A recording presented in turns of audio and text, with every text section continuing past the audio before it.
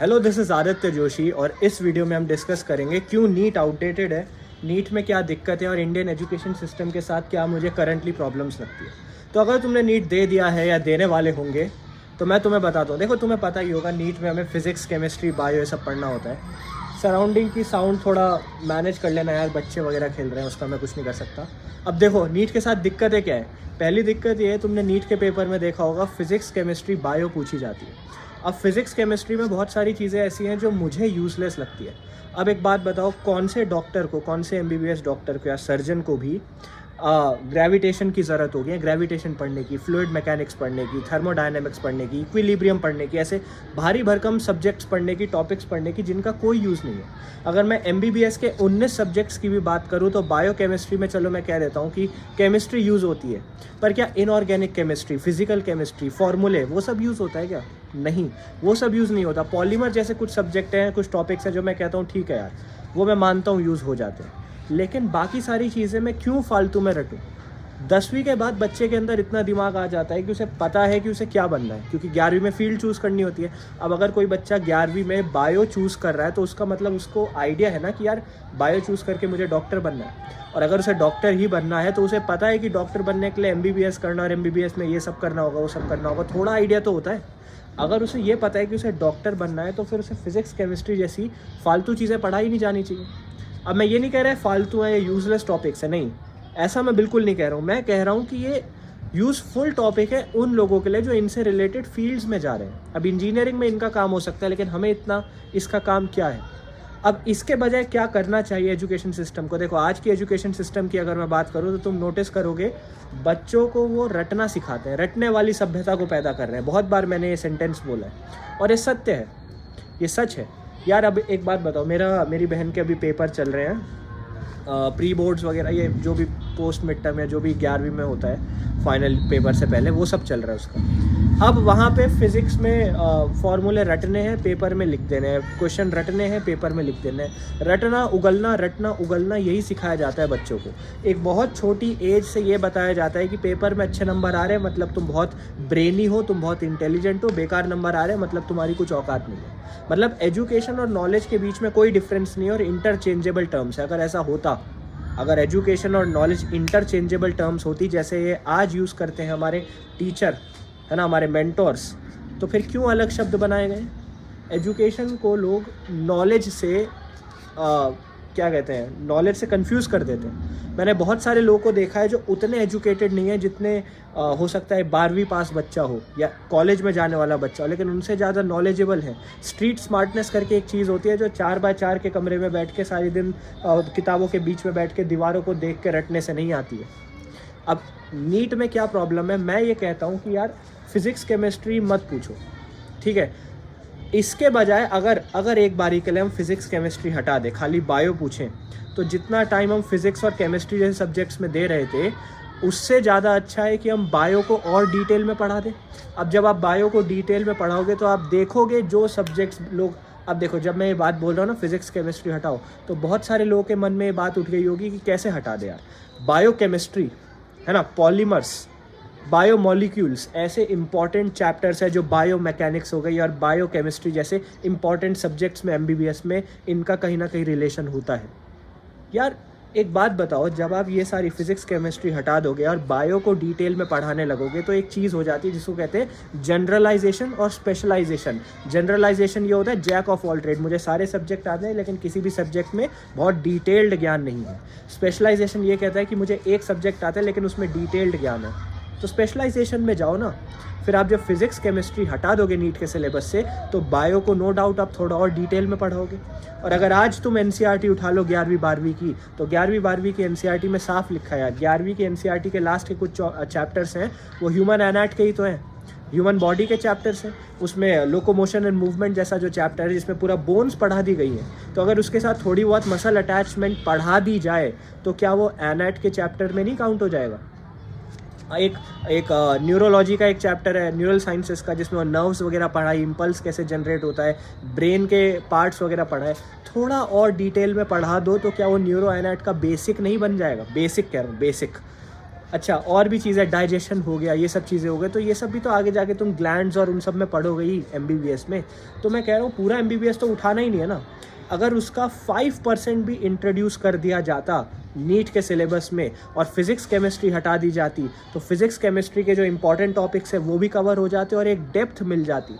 इसकी वजह से क्या होता, इसकी वजह से ये होता कि एमबीबीएस में जो आपको टॉपिक्स अब स्क्रैच से पढ़ाने पड़ रहे थे वो स्क्रैच से नहीं पढ़ाने पड़ते, क्योंकि उनका बेस ऑलरेडी नीट में बच्चा बना चुका था, क्योंकि वो सारे उनका 5-10% नीट के सिलेबस में डाल दिया गया था जो बच्चे को पढ़ना पड़ा।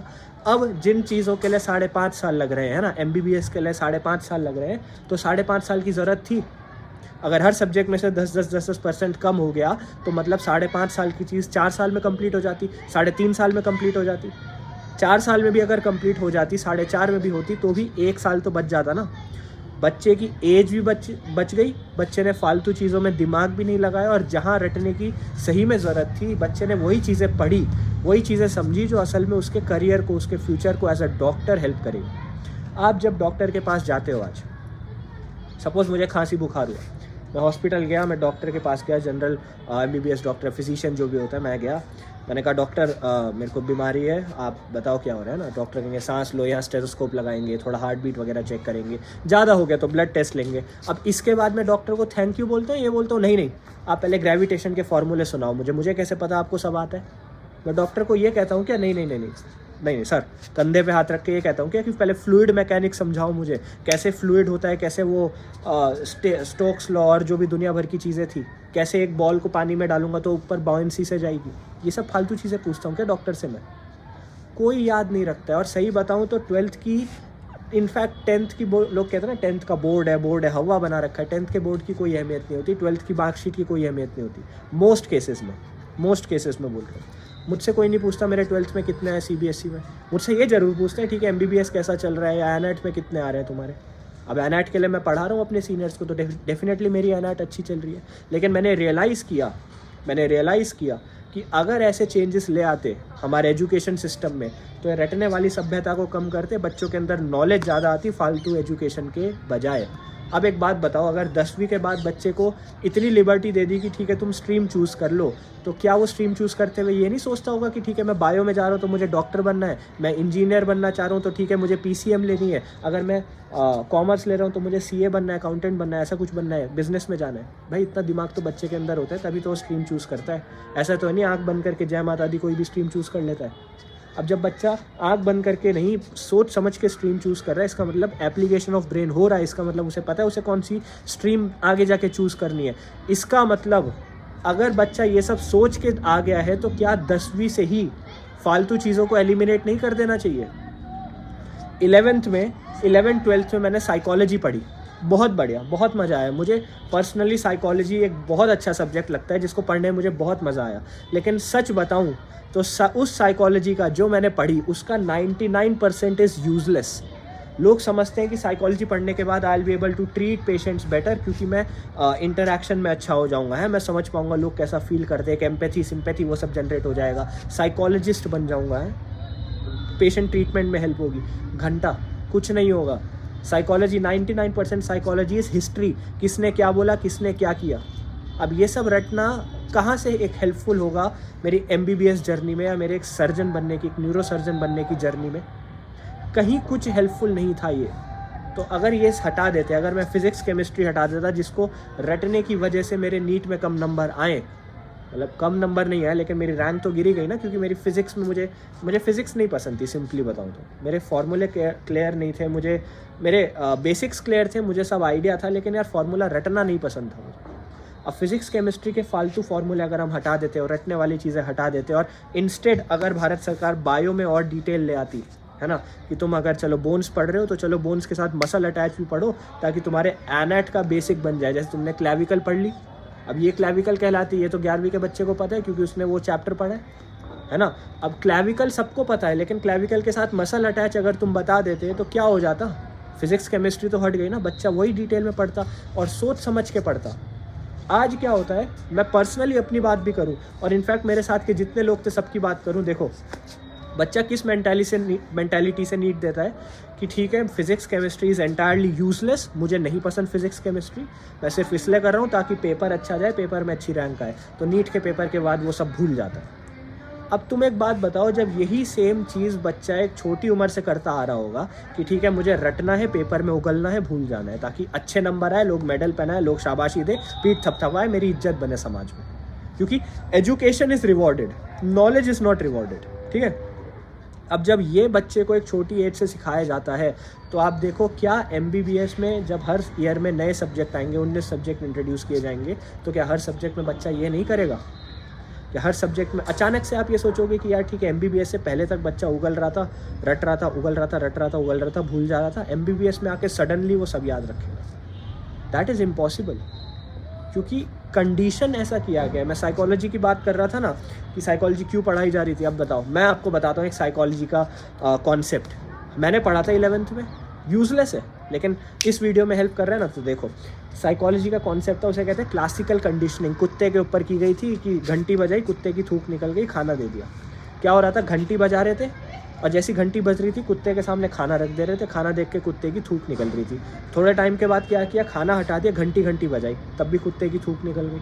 तो इसको कहते हैं क्लासिकल कंडीशनिंग। क्लासिकल कंडीशनिंग की जा रही है हमारे इंडियन एजुकेशन सिस्टम में एक छोटी उम्र से लेके, क्योंकि बच्चे को ये सिखाया जाता है कि तुम रटो उगलो, समझना नहीं है, नहीं, अपना दिमाग नहीं लगाना, नहीं, क्वेश्चन नहीं करना है कॉन्सेप्ट्स को, नहीं, अपमान होगा वो। तो क्वेश्चंस को कॉन्सेप्ट नहीं करना है, तुम्हें जो पढ़ाया जा रहा है चुपचाप पढ़ो, उगलो, रटो, उगलो, पेपर में अच्छे नंबर लाओ, शाबाशी मिलेगी। इसको कहते हैं क्लासिकल कंडीशनिंग, और इससे बाहर निकल पाना इज़ वेरी डिफ़िकल्ट।